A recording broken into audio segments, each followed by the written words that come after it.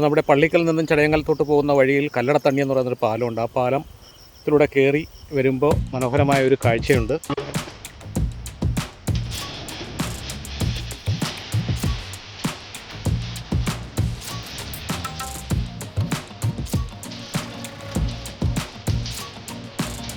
അപ്പോൾ റോഡ് അല്പം മോശമാണ്, ബൈക്കിലൊക്കെ വരുന്നവർ സൂക്ഷിച്ചു വരണം. കുറച്ചുള്ളിലോട്ട് പോകുമ്പോൾ ഇത്തിക്കര ആറിൻ്റെ മനോഹരമായ ഒരു കാഴ്ച ഉണ്ട്. ഡാർക്കായി വരുന്നു. അപ്പോൾ പെട്ടെന്ന് നമുക്ക് അങ്ങോട്ട് പോയി ആ ഒരു കാഴ്ചയൊന്ന് ആസ്വദിക്കാം. അങ്ങനെ ഞാൻ ഈ സ്പോട്ടിൽ എത്തിയിരിക്കുകയാണ്. വഴിയൊക്കെ അല്പം മോശമാണെങ്കിലും ഏതാണ്ട് ഒരു കിലോമീറ്റർ ഉള്ളിലോട്ട് വന്നു കഴിഞ്ഞാൽ അത് ഈ മനോഹരമായ ഇത്തിക്കര ആറിൻ്റെ കാഴ്ച നമുക്ക് ആസ്വദിക്കാൻ പറ്റും.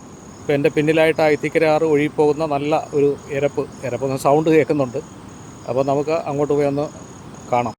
കാറുകളിലും ബൈക്കുകളിലുമായി നിരവധി ആൾക്കാർ ഈ ഭാഗത്തേക്ക് എത്തുന്നുണ്ട്. ഇപ്പോൾ സമയം ഏതാണ്ട് വൈകുന്നേരം ആയതുകൊണ്ട് തിരക്ക് കുറവാണ്, അല്ലെങ്കിൽ ഇവിടെ ഒരുപാട് ആൾക്കാർ വരുന്നുണ്ട്. ഈ ഇത്തിക്കര ആറിന് അക്കരെ കൂടി റോഡ് ആക്സസ് ഉണ്ടെന്ന് തോന്നുന്നു. അവിടെയും വണ്ടികളൊക്കെ വന്ന് തിരിയുന്നത് കാണാം. അപ്പോൾ ഇവിടെ മുന്നറിയിപ്പ് ബോർഡൊക്കെ വെച്ചിട്ടുണ്ട്. അപകട മേഖല, മുൻകാലങ്ങളിൽ ആറ്റിൽ മുങ്ങി മരിച്ചവർ 23. അപ്പോൾ 24ാമത്തെ വ്യക്തി നമ്മളാവരുത്. അതുകൊണ്ട് തന്നെ മുൻകരുതലെടുത്ത് തന്നെ ഈ ഭാഗത്തേക്ക് പോവുക. ഓക്കെ.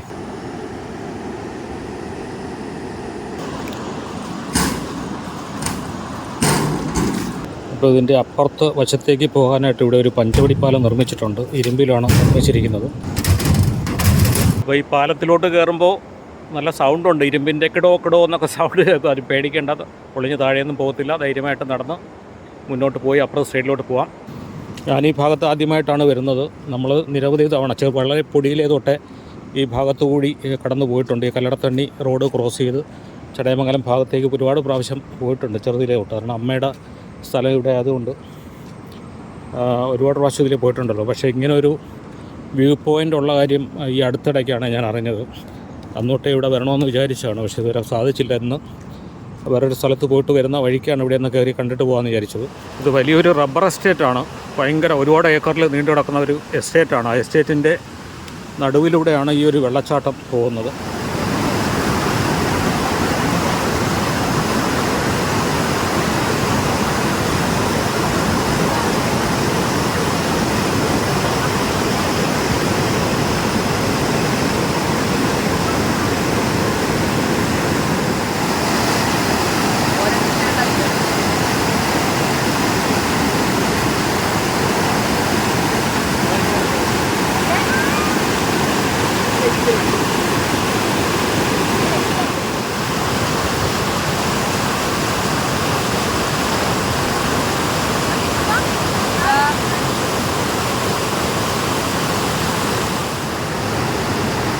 അതുപോലെ ഈ ആറിൻ്റെ അക്കരെ സൈഡ് മുകളിലോട്ട് ആ മലയിൽ കാണുന്ന പച്ചപ്പ് വളരെ മനോഹരമാണ്.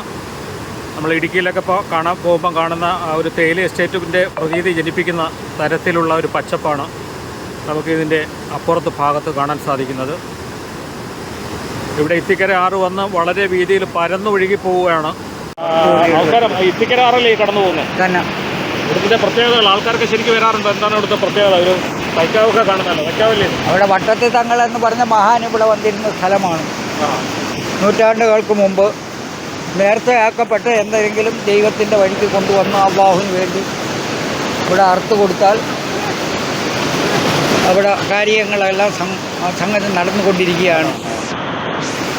ദൈവത്തിൻ്റെ പടച്ചവൻ്റെ ഹക്കിയ ബർക്കത്ത് കൊണ്ട് ദുആ ചെയ്ത കബൂലാവും. എന്നും ശനി എല്ലാ ദിവസവും കർമ്മങ്ങളുണ്ട്.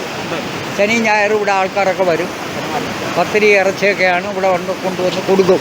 പത്തിരി ഇറച്ചിയൊക്കെയാണ് ഇവിടുത്തെ നേർച്ചയ്ക്ക് വെക്കുന്നത്. ഒരട്ടി ഇറച്ചി, അരി ഒരട്ടിയും ചിക്കൻ, കോഴിക്കറി, അതെ, ബീഫും ഉണ്ട്. ഇഷ്ടമുള്ളത് കൊടുക്കാം. ഒരുപാട് ആൾക്കാർ ഇവിടെ നേർച്ച വെക്കുന്നുണ്ട്. അങ്ങനെ വരുന്ന അങ്ങനെ ഇരിക്കുമ്പോൾ ആരെങ്കിലും ഒക്കെ വരും. കാര്യസാധ്യത്തിന് വേണ്ടിയല്ലേ? ആണ്. ഒരുപാട് അനുഭവങ്ങളുണ്ടോ? ഉണ്ട്. ശരി. പേരെന്താണ്? എൻ്റെ പേര് ജലാലുദ്ദീൻ. ഇവിടെ അടുത്ത് തന്നെ താമസം? ഞാനിവിടെ ആറ്റിനക്കരയുള്ളതാണ്. ഇപ്പം ഇവിടെ പള്ളിക്കാർ എനിക്ക് ഒരു ഷെഡൊക്കെ കെട്ടിത്തന്ന് ഞാനിവിടെ ഇരിക്കുകയാണ്.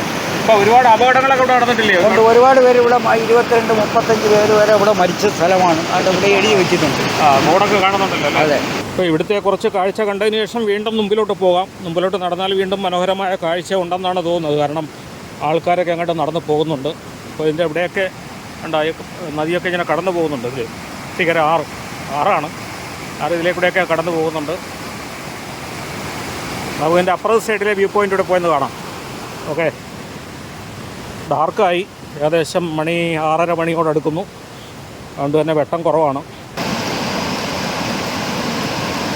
അപ്പോൾ ഇത്തിക്കര ആറിൻ്റെ ഏറ്റവും മനോഹരമായ കാഴ്ച നമുക്ക് സമ്മാനിക്കുന്ന ഒരു പ്രദേശമാണ് എന്ന് വേണമെങ്കിൽ പറയാം.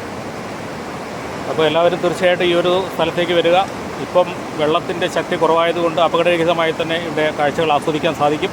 പെരുമഴ സമയത്ത് വെള്ളം ഇവിടെ നിറഞ്ഞൊഴുകും. ഇത് വളരെ വീതിയേറിയ ഭാഗത്ത് നിറഞ്ഞൊഴുകിയാണ് പോകുന്നത്. പലവരിൽ നിന്നൊക്കെ വളരെ ഈസിയായിട്ട് എത്താൻ പറ്റുന്നൊരു പ്രദേശമാണ്. എല്ലാവരും ഈ ഒരു ഭാഗത്തേക്ക് വരിക. ഇവിടെ ആൾക്കാരെ കുളിക്കുകയൊക്കെ ചെയ്യുന്നുണ്ട്. ഈ ഇത്തിക്കര ആറ് കേരളത്തിൻ്റെ തെക്കൻ ഭാഗത്തുള്ള പടിഞ്ഞാറോട്ട് ഒഴുകുന്ന ഒരു നദിയാണ്. പ്രധാനമായും കൊല്ലം ജില്ലയിലൂടെ തന്നെയാണ് ഈ നദി കടന്നു പോകുന്നത്. പശ്ചിമഘട്ടത്തിലെ കുളത്തൂപ്പുഴ കുന്നുകളിൽ നിന്നാണ് ഈ നദി ഉത്ഭവിക്കുന്നത് എന്നനുമാനിക്കുന്നു. സമുദ്രനിരപ്പിൽ നിന്നും ഏതാണ്ട് 250 മീറ്റർ ഉയരത്തിലാണ് ഇതിൻ്റെ ഉത്ഭവസ്ഥാനം. ഇത്തിക്കരയാറിൻ്റെ നീളം ഏകദേശം 56 കിലോമീറ്ററോളമുണ്ട്. അങ്ങനെ ഇത്തിക്കരയാറ് കുളത്തൂപ്പുഴയിൽ നിന്നും ഉത്ഭവിച്ച് കൊല്ലം ജില്ലയുടെ പല സ്ഥലങ്ങളിലായി ഒഴുകി പരൂർക്കായലിലെത്തി അവിടെ നിന്ന് അറബിക്കടലിൽ സംഗമിക്കുന്നു. അപ്പോൾ നമ്മുടെ വളരെ അടുത്ത് തന്നെയുള്ള ഒരു പ്രദേശമാണ് കല്ലടത്തണ്ണി പള്ളിക്കൽ ചടയമംഗലം റൂട്ടിലുള്ള ഈ ഒരു മനോഹരമായ പ്രദേശം. ഇത്തിക്കരയാറ് ഇങ്ങനെ പരന്നൊഴുകി പോകുന്ന പാറകളിൽ തട്ടിത്തലോടി കളകള ശബ്ദത്തോടുകൂടി ചെറിയ സാഹിത്യമൊക്കെ വരുന്നത് കണ്ടപ്പോൾ തട്ടിത്തലോടി പോകുന്ന മനോഹരമായ ഒരു കാഴ്ചയാണ് നമുക്കിവിടെ കാണാൻ സാധിക്കുന്നത്. അപ്പോൾ നിങ്ങളെല്ലാവരും ഈ ഒരു പ്രദേശത്തേക്ക് എത്തുക, മനോഹരമായ കാഴ്ച ആസ്വദിക്കുക. അപ്പോൾ അതുപോലെ നേരത്തെ സൂചിപ്പിച്ചതുപോലെ വളരെ ശ്രദ്ധിച്ച് വേണം. ഒരുപാട് പേര് മരണപ്പെട്ട ഒരു പ്രദേശം കൂടിയാണിത്, അതൊന്നുകൂടി ഓർമ്മിപ്പിക്കുന്നു. അപ്പോൾ തൽക്കാലം ഈ വീഡിയോ വൈൻഡപ്പ് ചെയ്യുന്നു. എല്ലാവർക്കും നന്ദി, നമസ്കാരം. Thank you.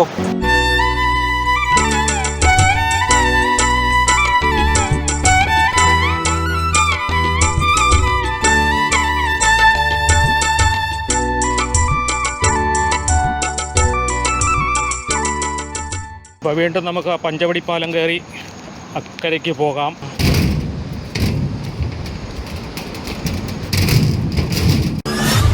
Jewel Junction Media.